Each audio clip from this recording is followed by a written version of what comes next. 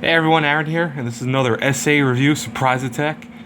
In case you guys don't know, essay means that it's a review that comes up replacing my numbered reviews. Check out my first video for more details, but essentially it's just me reviewing something after I finish the anime directly and kind of taking over my usual backlog of reviews. So today's essay review will be of The Fruit of Grisaia.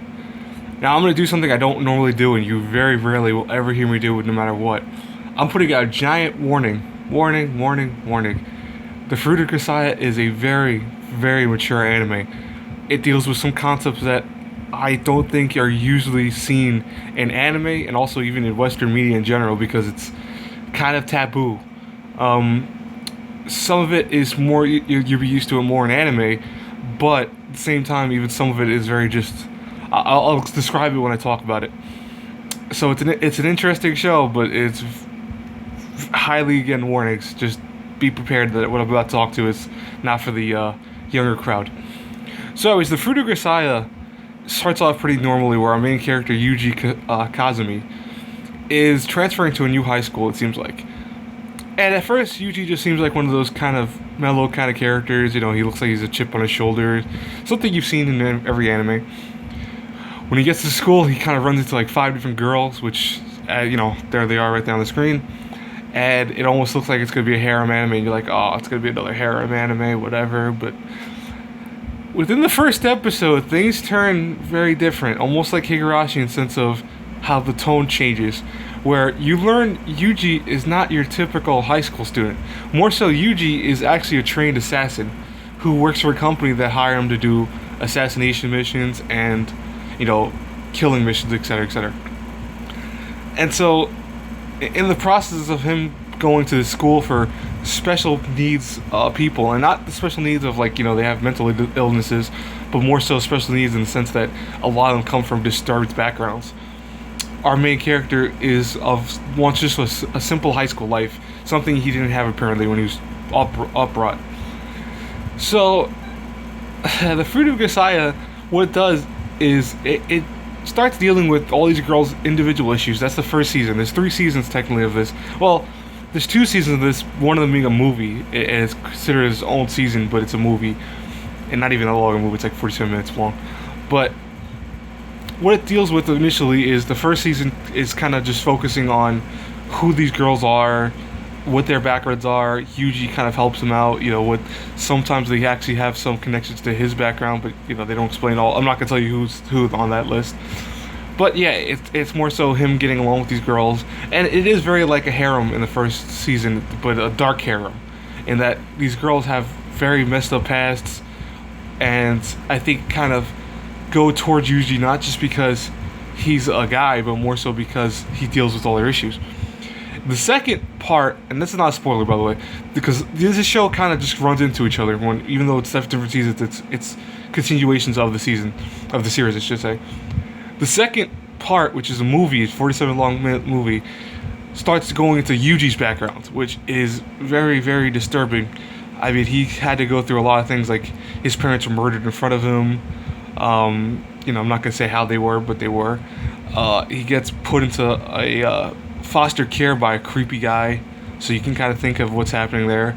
They teach you a little about Yuji's sister, who was a little bit too much into her brother, if you know what I mean. I'm not saying what I mean by that, but I'm pretty sure you can figure it out if you watch anime and kind of understand where I'm going with that.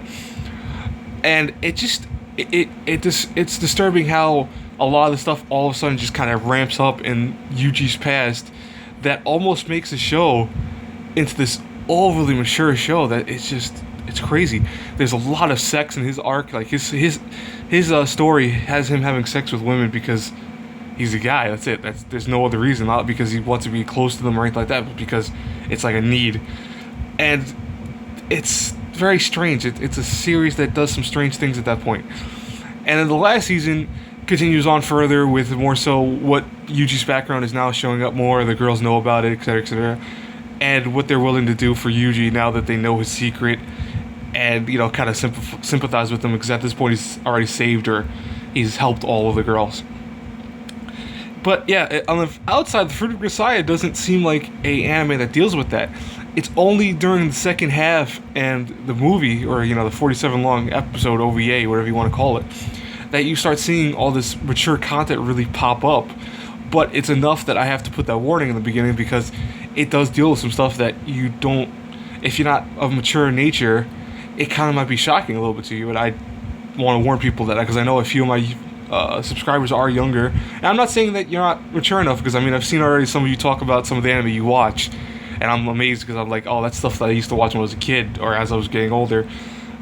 And it's just funny, because I know you guys are mature and all that, but it's just something that I have to warn, because I do want to say it. I can't have anyone give me the comments, oh, I didn't expect this, it was hard. I put a warning out in my beginning of my video. But anyways, though, yeah, so the Fruit of Grisaia is, I want to say, I'm sorry about that, my finger got in front of the camera, that's a rarity. Yeah, it's a show that is very good, though. It deals with all these kind of crazy concepts, but it's not a show that I ever wanted to put down. Like, once I got into it, and once I started watching and seeing the emotion behind all these characters, I was into the show. I was watching it, and I binged watched almost the whole thing after I finished. So yeah, it's unexpected, but yeah.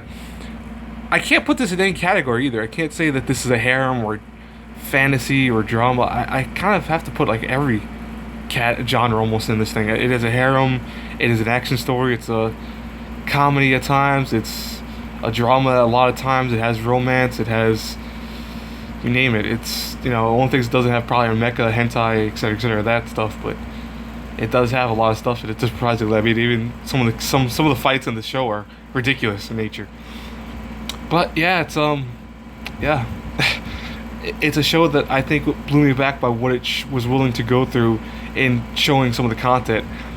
And it's actually better because of that, because I think it's not afraid to go into the stuff that it makes sense for the characters, especially Yuji's arc, which I told you is probably the most mature content here.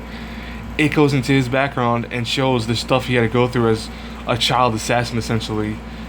And I'm not going to spoil that, because it is really good. It's a really good movie, or OVA, what do you want to call it? Cause it's considered, I think, a movie, but it's not. It's not even movie length. It's only 47 minutes, but whatever. But if I had to review Fruit of Grisaia A through F, I gave it a solid B+. That might seem surprising, because the warning and all that at the beginning, but it's a show that has a very good plot.